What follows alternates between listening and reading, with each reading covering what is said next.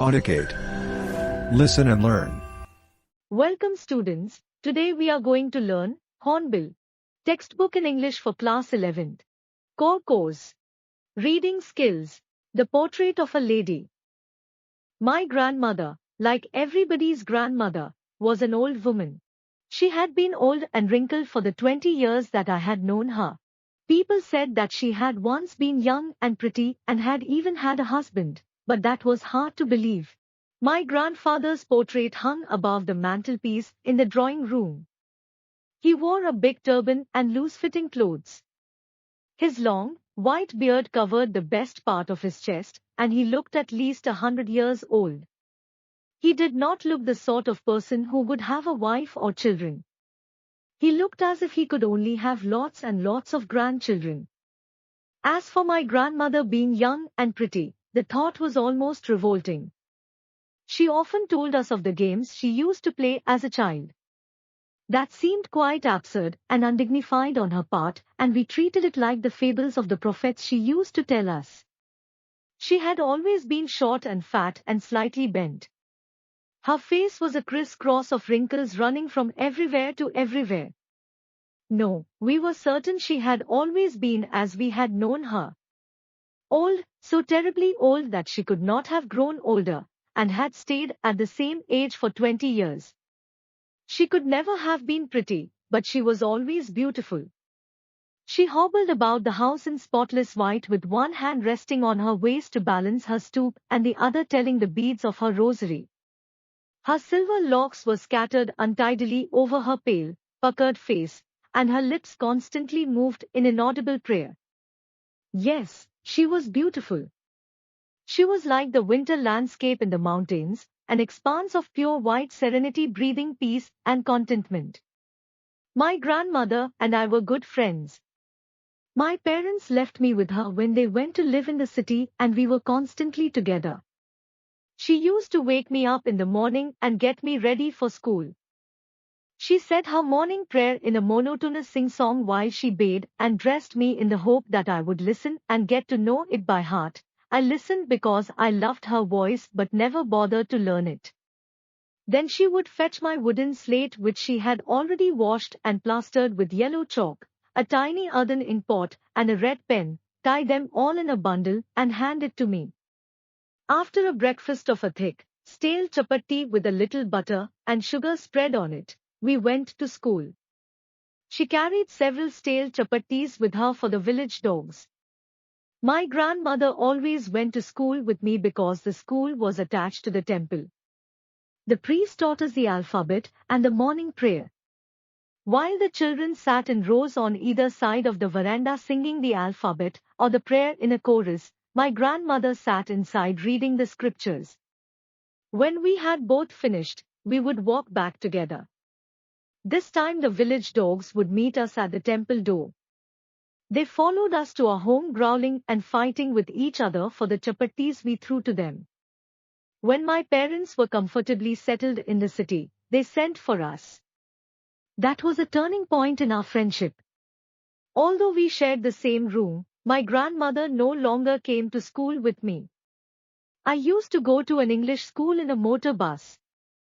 There were no dogs in the streets, and she took to feeding sparrows in the courtyard of our city house. As the years rolled by, we saw less of each other. For some time she continued to wake me up and get me ready for school.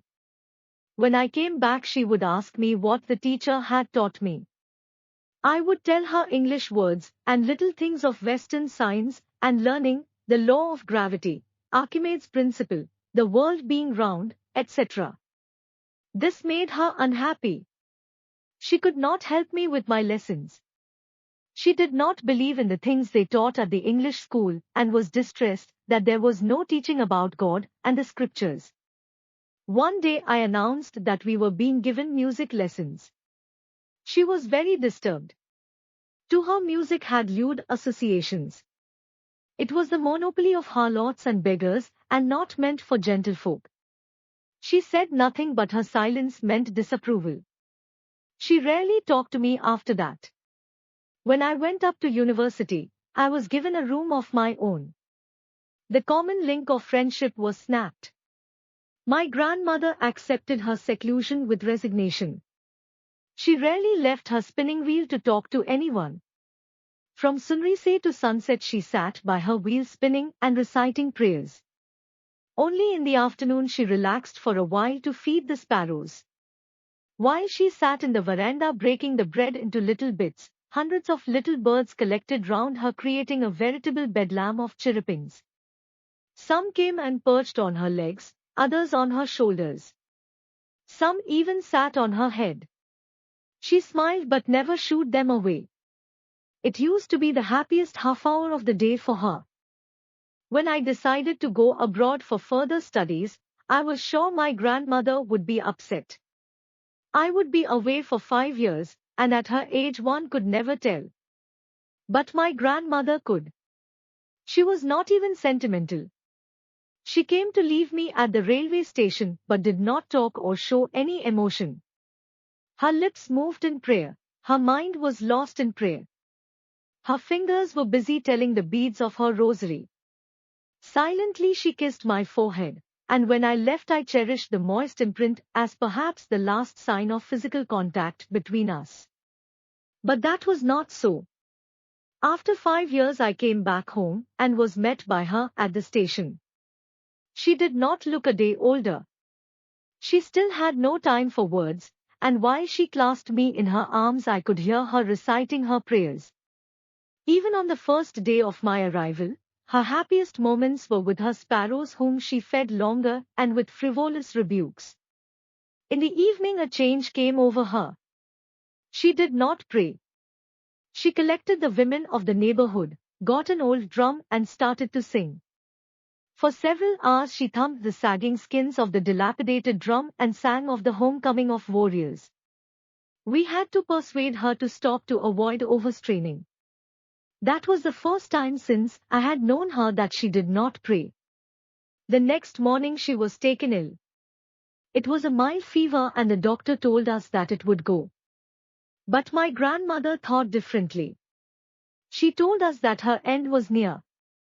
She said that, since only a few hours before the close of the last chapter of her life she had omitted to pray, she was not going to waste any more time talking to us. We protested. But she ignored our protests. She lay peacefully in bed praying and telling her beads. Even before we could suspect, her lips stopped moving and the rosary fell from her lifeless fingers. A peaceful pallor spread on her face and we knew that she was dead. We lifted her off the bed and, as is customary, laid her on the ground and covered her with a red shroud. After a few hours of mourning we left her alone to make arrangements for her funeral. In the evening we went to her room with a crude stretcher to take her to be cremated. The sun was setting and had lit her room and veranda with a blaze of golden light. We stopped halfway in the courtyard. All over the veranda and in her room right up to where she lay dead and stiff wrapped in the red shroud, thousands of sparrows sat scattered on the floor. There was no chirruping. We felt sorry for the birds and my mother fetched some bread for them. She broke it into little crumbs, the way my grandmother used to, and threw it to them. The sparrows took no notice of the bread. When we carried my grandmother's corpse off, they flew away quietly. Next morning the sweeper swept the bread crumbs into the dustbin. Highlight. A photograph. Shirley Toulson. The cardboard shows me how it was. When the two girl cousins went paddling. Each one holding one of my mother's hands. And she the big girl some 12 years or so.